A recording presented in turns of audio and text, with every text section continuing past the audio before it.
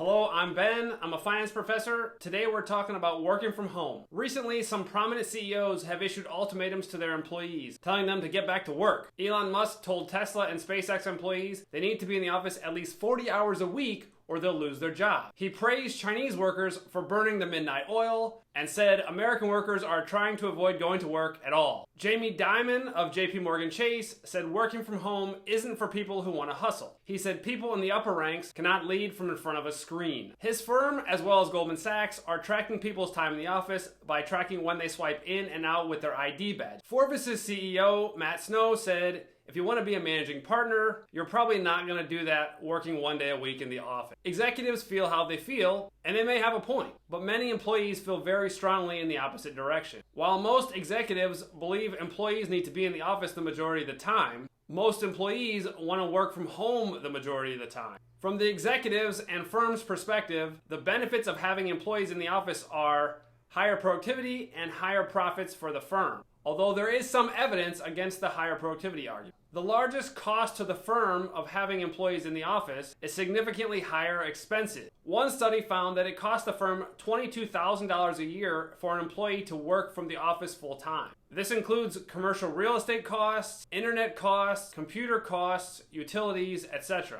Additionally, forcing employees into a strict work schedule imposes hiring and retention costs on the firm. One of the first questions that is asked in interviews nowadays has to do with a flexible schedule. If firms do not offer a flexible schedule, their pool of potential employees is much smaller and costlier. From the employee's perspective, the benefits of remote work include flexible schedules, being able to work from any location, time with family, and less time and money spent commuting. Relatedly, one study found that employees save $5,000 per year if they work from home. But there are costs. Some of the costs are related to proximity bias, which is the idea that employees with close physical proximity to their team and the company leaders will be perceived as better workers and ultimately find more success in the workplace than their remote counterpart. That bias often looks like on-site employees having access to better perks and getting more time with executives, while remote employees may get left out of meetings, inadvertently silenced on calls, and potentially even paid less than their co-located peers. Also, it is likely in the event of a downturn, remote workers would be the first to be let go. Consistent with proximity bias, there is evidence that salary growth and promotions are less frequent for remote workers. Whatever happens with remote work, I think it's here to stay. Tim Cook,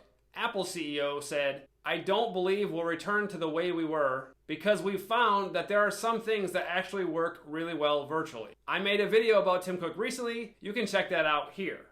As of March 2021, employees supplied about 45% of paid labor services from home. This is significantly higher than in the past. Historically, the percent of employees working from home 3 or more days per week was 0.75% in 1980, 2.4% in 2010, and 4% in 2018, right before COVID. This means COVID was a huge shock to the previous slow increase of work from home employees. A recent survey asked U.S. employees, after COVID in 2022 and later, how often is your employer planning for you to work from home? According to the responses, for those able to work from home, they plan on working from home 50% of the time after COVID. So the world is going to look very different than it did before COVID. Finally, I leave you with a story. Overstock.com's CEO Jonathan Johnson told his entire 1,500-person staff they could have lunch with him every Tuesday. So far, only 10 people in 8 months have taken him up on his offer. An offer to have lunch with the CEO of a billion-dollar company. He mostly eats alone on Tuesday. He said, when I was 25,